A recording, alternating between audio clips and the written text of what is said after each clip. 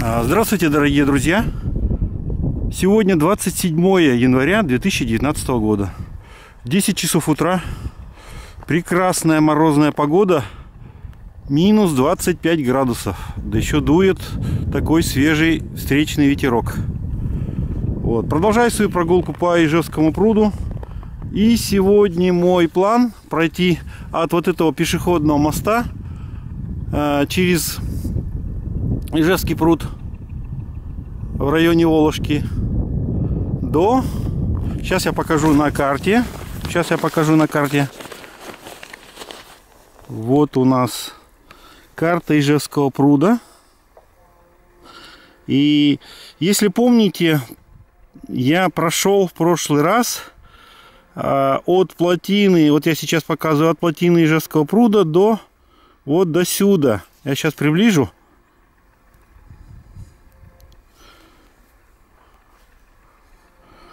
Вот у нас здесь мост.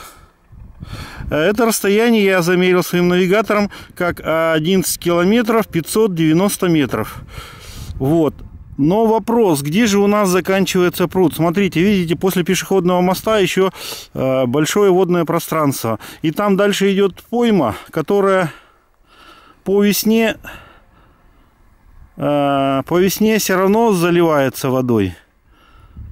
И вот сегодня я хочу пройти от этого места, от пешеходного моста через Волошку до трассы объездной дороги. И немножко пройду я по дороге, по объездной. И хочу попасть, дойду до высоковольтной линии, вот здесь ЛЭП на карте обозначено. И хочу попасть в СНТ Загородный. Там у меня, ну это сад-огород загородный, там у меня есть банька. Баньку я затоплю, перекушу. Вот такие у меня грандиозные планы на сегодня. Не знаю, как это все получится, потому что очень и очень холодно. Вот. Но по масштабу карты здесь вот от этого пешеходного моста до сюда где-то километра 4. Здесь километра 2,5-3. Вот здесь метров 800. Но теоретически это реально, если бы не холодная погода. Но посмотрим, как у нас получится.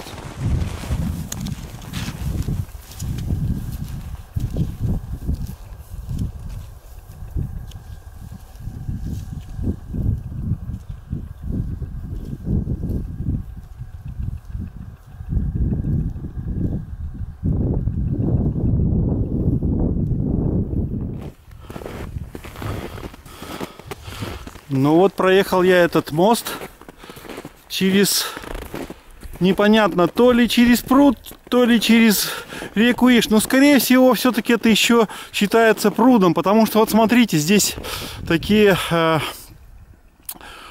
водные пространства.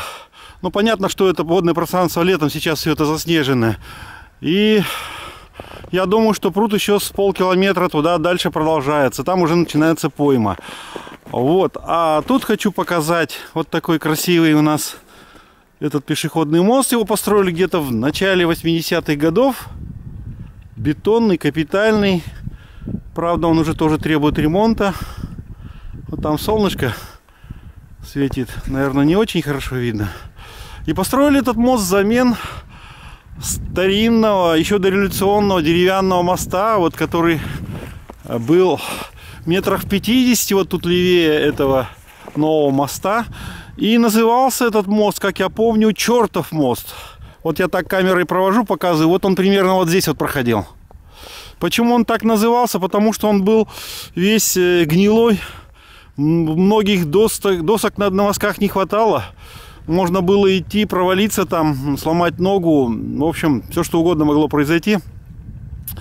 И по выражению «черт ногу сломает», наверное, так его и назвали, этот мост. Еще долгое время от него были сваи видны, но последние вот годы уже все это ушло в прошлое. И многие люди, даже уже и проходя по этому мосту, не подозревают, что здесь был еще один мост. Вот, а я продолжаю двигаться. И Двигаюсь я, наверное, в большей степени буду по целине. Не видно никаких снегоходных дорожек. Вот. А как вы, наверное, заметили, вот у меня лыжи простые, беговые. Никакие не охотничьи. И идти на таких лыжах по целине, по снежной целине, не очень просто. Но вроде глубоко не проваливаюсь. Ладно, посмотрим, будем двигаться. Единственное, напрягает встречный ветер. Но я так достаточно тепло оделся. Одел балаклаву. Уши мне не задувает. Но будем двигаться. Продолжаю двигаться. Вот такая снежная целина впереди. С левой стороны продолжается Волошка. Тут есть длинная улица, по-моему, она называется Интернациональная. Вот. Вот такая тут еще водная ширь. С правой стороны тоже еще есть какие-то строения. Сейчас повернусь, покажу еще панораму пешеходного моста. И, ну, наверное, уже не видно, там далеко в дымке прячется город Ижевск. Ну, камера не передает, но я вижу дымок. Ладно, продолжаем двигаться. Сегодня я взял снова 2 камеры, взял Powerbank. Но надо сказать, что сегодня значительно холоднее. И как у нас камеры поведут себя на морозе, я не знаю. Если Powerbank у меня за пазухой в тепле, я аккумулятор-то подцеплю, но сама камера на таком морозе, наверное, долго не будет выдержать, поэтому я буду ее прятать тоже за пазуху. Сейчас пока сколько могу еду, показываю.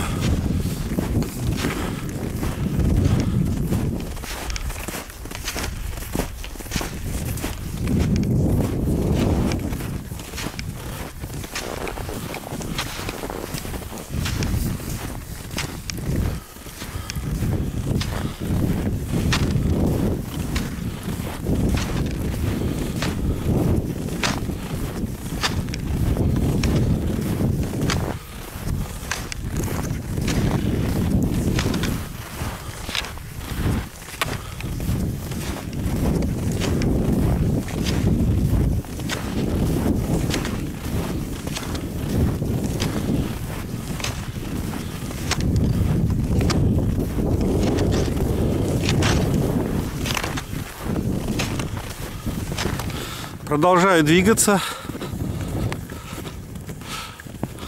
Вот с левой стороны тянется еще Волошка. Тут довольно длинная улица еще вдоль реки Иж, вдоль Ижевского пруда. Я не знаю, как это место назвать. Наверное, все-таки это еще Ижевский пруд. Так, вот моя дорожка. Я немножко уже отъехал от моста. Продолжаю двигаться.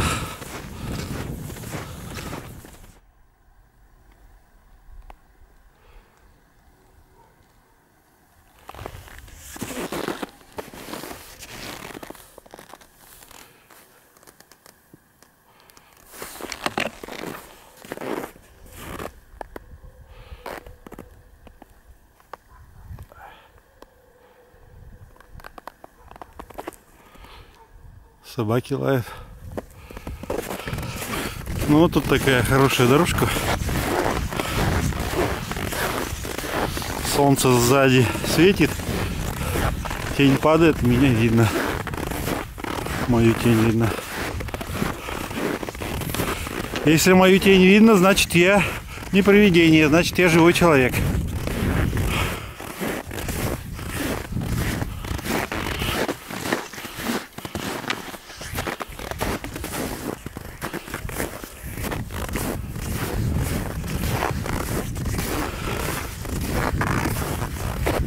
Такие красивые тут места.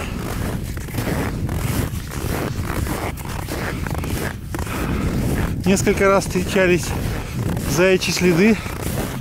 Не успел достать. Но не то, что не успел, неохота было доставать камеру. Если еще увижу, камеру достану, покажу.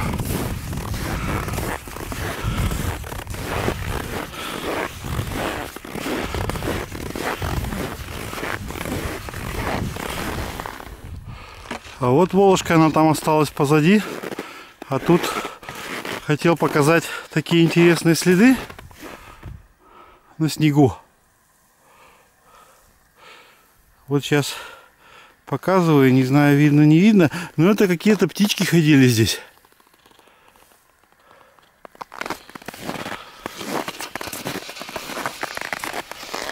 Вот так немножко приближу.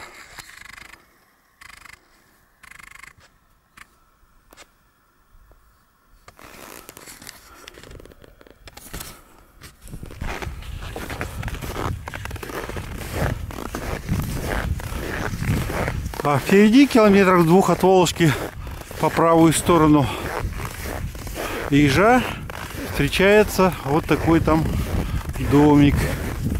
Я в прошлые годы здесь, конечно, уже катался, ездил и там проезжал мимо него. Это что-то типа пасеки. До моста еще примерно 2 километра. К сожалению, я про навигатор вспомнил не сразу и включил его, обнулил уже после моста. От моста я отъехал примерно километр и поставил счетчик пути на навигаторе на 0. Поэтому данные навигатора у меня будут не очень достоверные. Я все-таки на него посмотрю. Так, вот у нас такая здесь дорожка. Это кто-то из рыбаков здесь шел и тащил за собой санки, волокуши. Вон рыбаки идут, тут я показываю. Вот такие саночки они с собой тащат. Сейчас, если он меня догонит, то я с ним поздороваюсь и знаю, как тут с рыбой.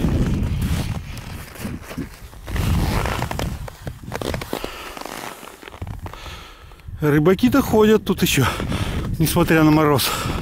Вот такие они уставлены снасти.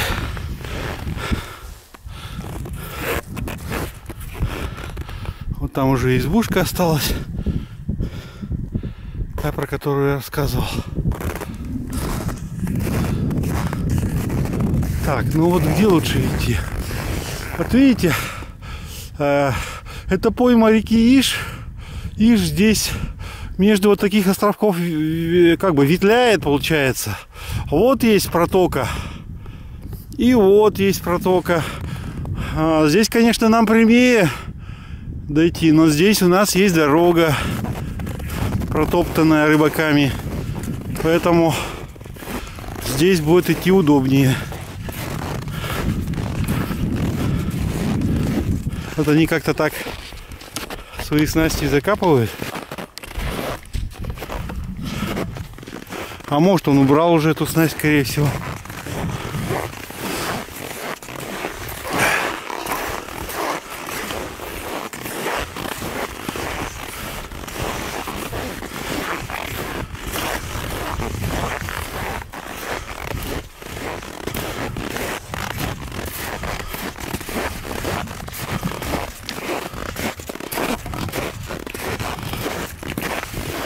Камыши.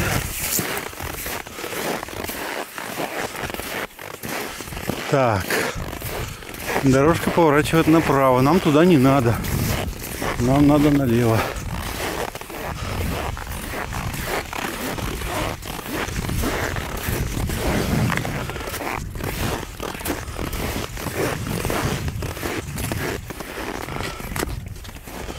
Вот если бы не было бы сейчас такого глубокого снега, то в принципе я мог бы вот здесь напрямую пройти к своему садогороду. Но, как я уже говорил, лыжи у меня простые, беговые, не охотничьи. Я тут если буду там бугор такой, вот за этим лесом, то есть возвышенность, если я туда на эту возвышенность полезу в этих своих простых лыжах, я там где-нибудь провалюсь, замерзну нафиг. И оттаю только где-нибудь к весне. Какие-нибудь грибники, первые грибники за сморчками, за строчками пойдут и найдут подснежник. Поэтому я так делать не буду. Ну ладно, отставим мрачные мысли. А посмотрите, какая все-таки красота. И самое интересное, что никого тут нету. Тишь, гладь и Божья благодать. Вот я так показываю свой пройденный путь. Когда двигаешься, не так холодно. Вот чуть останавливаешься, достаешь камеру и язык от мороза заплетается. И рука мерзнет. Но все-таки надо показать эту красоту. Мало кто выбирается в такой мороз в эти места.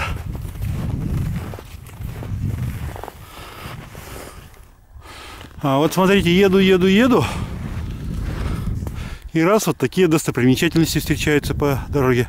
Палатка стоит. Там в этой палатке сидит рыбак. Прорубил он лунку во льду. Зажег какую-то печурку, наверное. Сидит себе там, немножко наливает. Балдеет, тепло, хорошо. И нос сюда на улицу не показывает. А вот здесь снова никого нет. Снова белое безмолвие.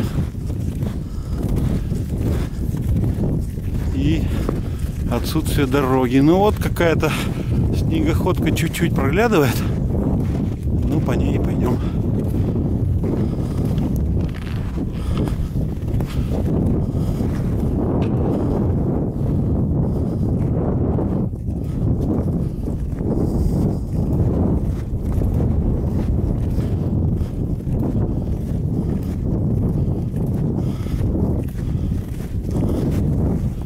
Следов животных не видно.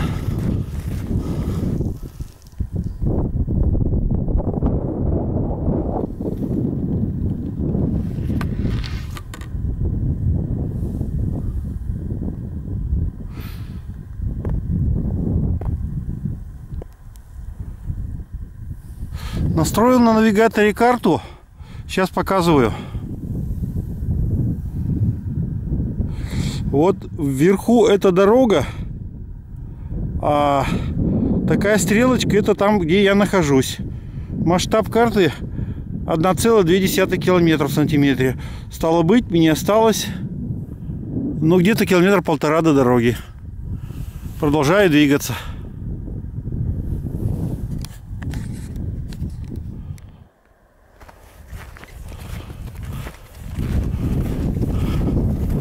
Продолжаю двигаться по такой снежной целине, по такой белой пустыне морозной.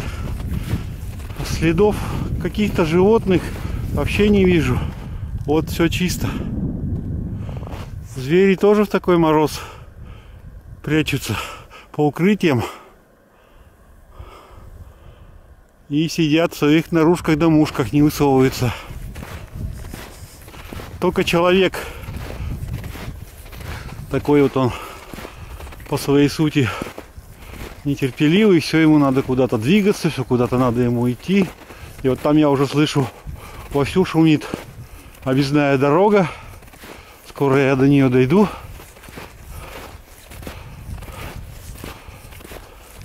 Человеку все нипочем. А вот речка Иш в пойме, она так вот петляет. Много тут рукавов. Иду я по одному из рукавов. Заросло тут камышом все. С правой стороны лес. Но лес такой непролазный. Мне по нему не пробиться. 3 километра до загородного. Поэтому я туда не полезу сейчас.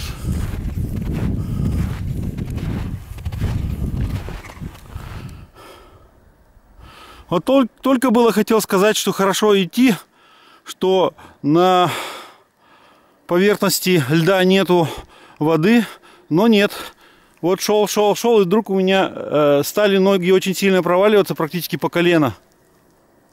И под ногами внизу стала хлюпать вода.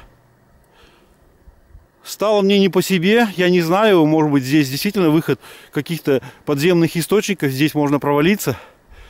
И вот я направление сменил, срулил с этой протоки влево, ушел. И вот видите, сейчас хочу показать, вот такая проплешина. Какая-то непонятная на снегу. Возможно, там какое-то озеро воды. И вот я шел и ощутил себя, знаете, кем? Сталкером. Если вы читали книгу братьев Стругацких «Пикник на обочине», был такой там Редрик Шухарт, знаменитый сталкер. И вот он по таким местам ходил. И он единственный, по-моему, кто из сталкеров там выжил. Потому что там этого, ну, первопроходца ожидали всякие неожиданности, и люди погибали от всяких разных вещей.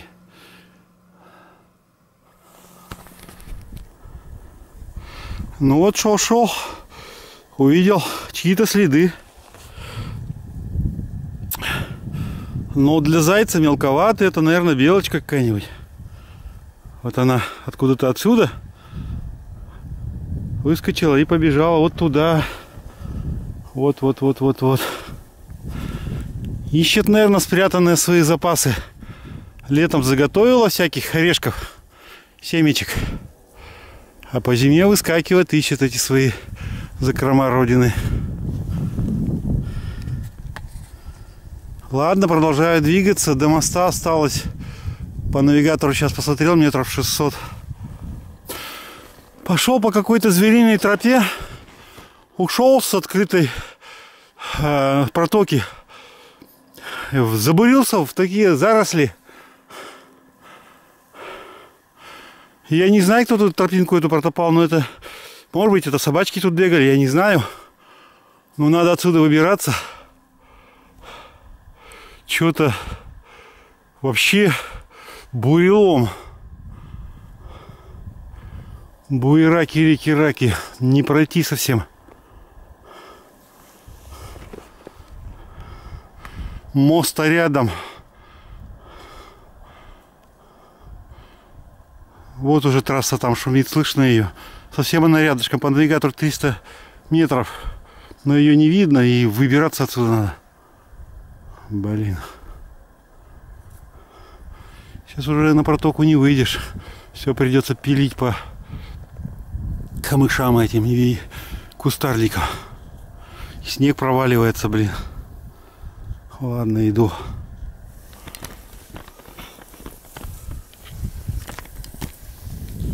Ну вот засниму себе я так. Покажу, как я выгляжу. Практически я дошел до моста. Осталось мне метров 300. Но забурился в камыши. По камышам идти тяжело, но, как я понял, безопасно. Потому что пошел я снова по протоке. И смотрите, что я увидел. Минус 23 градуса. Это я уже палкой проломил. И сейчас показываю глубину.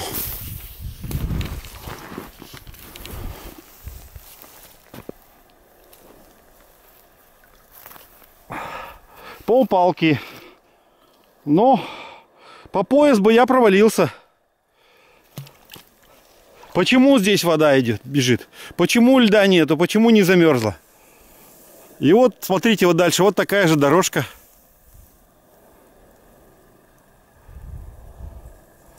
Так что, ребята, не все так безопасно. Даже при таком морозе. Ну ладно, остается совсем немножко. Пробьюсь уж я через эти камыши до дорожки. А сюда нет, сюда я больше не полезу. Что-то мне не хочется купаться в такой мороз.